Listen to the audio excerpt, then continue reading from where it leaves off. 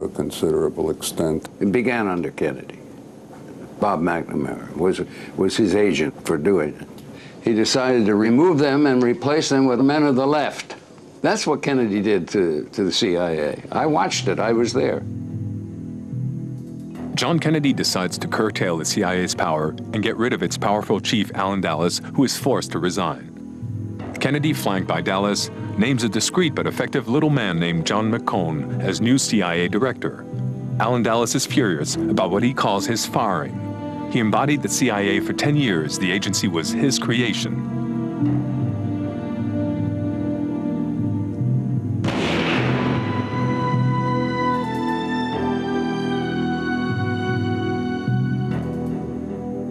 The day after John Kennedy was killed, his brother Bobby rushes to see new CIA Director John McCone with a single question. Did the CIA kill my brother?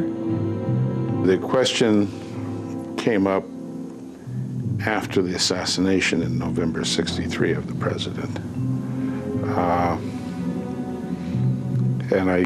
Yes, Bobby Kennedy asked John McCone, is there anything there? The brother's got a right to ask those questions. It's nothing unusual. Why shouldn't he? He should ask questions. He didn't know, and he wanted to be sure. And that's a human question for one man to ask, did you kill my brother? Why not? McCone would never admit to that. No head of the CIA is going to admit that there was an involvement with the assassination of a president. Why would a CIA chief want to kill a president? President fires him, then he hasn't got any, then the guy doesn't have any tools anyway to kill a president. What would be the purpose? To show he didn't like the president? The president knows that by now. New American President Lyndon Johnson charges the Warren Commission with getting to the bottom of the Kennedy assassination. Oddly enough, the investigation is handed to Allen Dulles, even though the two hated each other and Kennedy had stripped him of his post. Dulles has his visit to Dallas filmed. Charles Cabell, Dallas deputy director at the CIA and brother of the mayor of Dallas, assists in the investigation. A few months later, Judge Warren releases his conclusions in the presence of Lyndon Johnson. There was no assassination plot. Lee Harvey Oswald acted alone.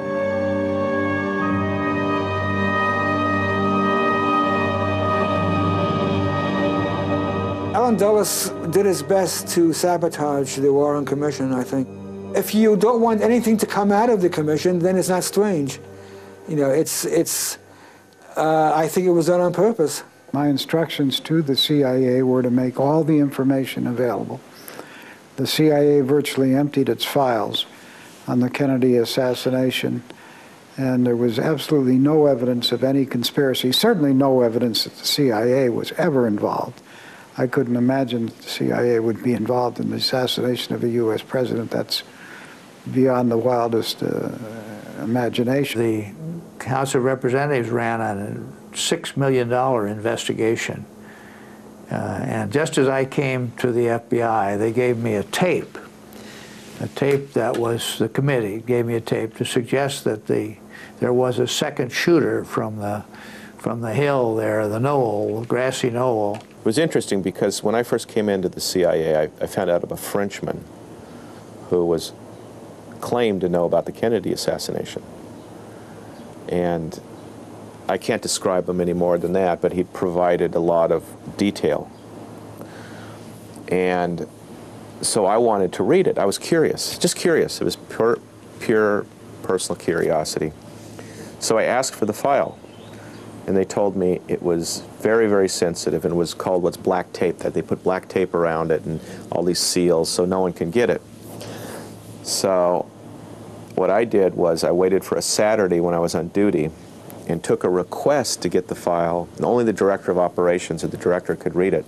And I stuck it between a bunch of other requests, and I knew he was very busy. So I went to the director of operations office, put it on his desk, and he very quickly signed them all. So I got the permission to get this. I changed the address where it should go, and I sent it down to files. It's like 12 volumes. It's on the Kennedy assassination. And it came back, said, sorry, file lost. Disappeared. I cannot tell you how many conspiracy theories I have dealt with over the decades. And the one thing I know is that conspiracy theories in Washington, D.C. don't hold water, because nobody can keep a secret. And particularly for a long time, and particularly if there's a lot of money involved, if they could sell it to the newspapers or a journalist or something like that. Nobody keeps secrets that well. I mean, there were thousands of people that had to keep the secret in the FBI and the CIA and the Army and the Pentagon, everybody, about killing Kennedy. The reality is the Kennedy assassination is the greatest secret that America has. We don't really know what happened. Several months after Kennedy's assassination, Lyndon Johnson begins reconsidering the late president's plans to withdraw American military advisors from Vietnam. He tells an impatient general to get him elected, then he can have his damn war. We were very skeptical throughout much of the Vietnam War about the ability to essentially beat win a guerrilla war against the North, as long as the North was kept as a primary sanctuary. In August 1964, the CIA fakes a North Vietnamese attack against an American warship in the Tonkin Gulf. This totally contrived attack